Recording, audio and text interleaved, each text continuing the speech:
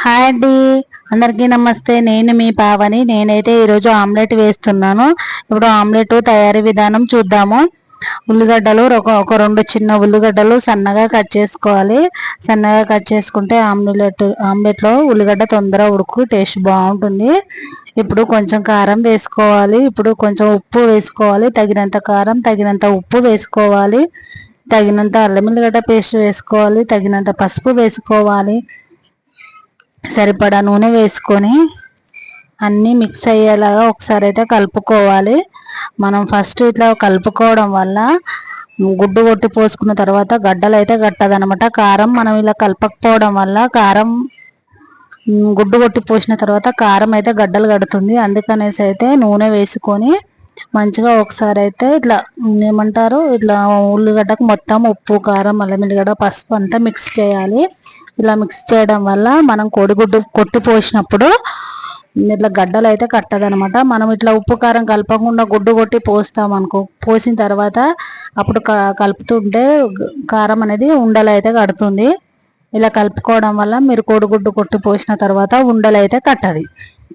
అందుకనేసి అయితే ఎప్పుడైనా మనం కోడిగుడ్డు ఆమ్లెట్ వేసుకునేటప్పుడు ఇట్లా ఉల్లిగడ్డల్లోనే ఉప్పు, కారం అదంతా మిక్స్ చేసుకున్న తర్వాత గుడ్డు కొట్టి పోసుకొని మళ్ళీ ఒకసారి మిక్స్ చేయండి. ఈజీగా మిక్స్ అవుతుంది.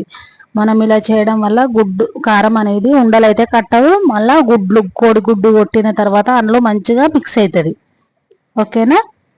ఇప్పుడు నేనైతే ఒక 3 గుడ్లు అయితే తీసుకుంటున్నాను. గుడ్లు కొట్టిన తర్వాత మళ్ళీ ఒకసారి మంచిగా కలుపుకోవాలి. చూస్తున్నా 3 గుడ్లు అయితే వేసాను కదా. ఇప్పుడైతే మంచిగా కలుపుకోవాలి. మొత్తం ఉప్పు కారం అంతా మిక్స్ అయ్యేంత వరకు మంచిగా ఇట్లా స్పూన్ తోటి కొట్టినట్టుగానైతే కలుపుకోవాలి. టేస్ట్ అయితే బాగుంటుందండి. ఇలా ఒకసారి నచ్చితే కనుక ట్రై చేయండి ఎవరైనా ఆమ్లెట్. ఇప్పుడైతే మంచిగా కలుపుకున్నాం కదా. ఇప్పుడైతే ఒక పెంక తీసుకొని పొయ్యి మీద ఒక పెంక పెట్టుకోవాలి. ప్యాన్ పెట్టుకోవాలి. పెంక వేడెక్కిన తర్వాత కొంచెం ఆయిల్ అయితే వేసుకొని పెంకకు మొత్తం అయితే ఇట్లా అనాలి. పెంక మొత్తము రుద్దాలి నూనెని. కొంచెం వేడెక్కిన తర్వాత ఈ ఆమ్లెట్ అయితే వేసుకోవాలి. కొంతమంది అయితే సన్నగా వేస్తారు, కొంతమంది అయితే దొడ్డుగా వేస్తారు.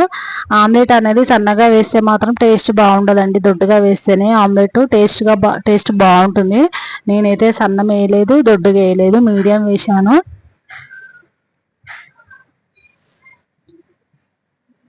ఓకేనా? పెంక మొత్తం అనుకున్న తర్వాత చిన్నగా పెట్టేసి అయితే ఒక మూత పెట్టుకోవాలి. మూత పెట్టుకోవడం వల్ల మంచిగా ఉడుకుతుంది అనమాట ఆమ్లెట్. మంచిగా ఉడికిన తర్వాత అక్కడ సైడ్ మర్రేసుకుంటే ఆమ్లెట్ రెడీ అయిపోయినట్టే.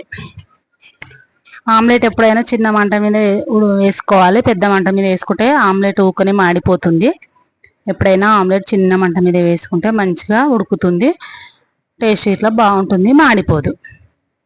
ఇక్కడ సైడ్ ఇట్లా మంచిగా మర్రేసుకోవాలి. ఇక నేను వీడియో ఒక చేతితోటి పట్టుకొని ఒక చేతితోటి ఆమ్లెట్ వేయడం వల్ల వీడియోనైతే షేక్ అయింది. కొంచెం ఏమనుకోకండి.